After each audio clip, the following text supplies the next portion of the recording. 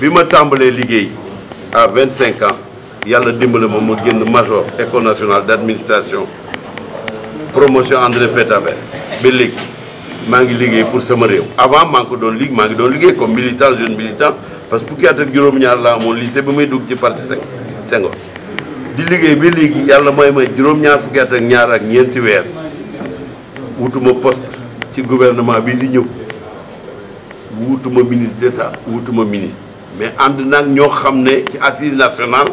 ay ndaw lañu bokk ci ay parti bokk ci société civile bokk ci mouvement associatif ñooñu bu jotee ñooñu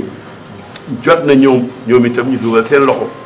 bu loolu jotee nag ak nañ ko war a defee ñu def ko waaye Moustapha Niasse moom bokkul ci gouvernement bokk naa ci gouvernement bu may kenn ndaw su tuuti ba léegi ma am juróom-ñaar fukki ak ñaar ak ñeenti weer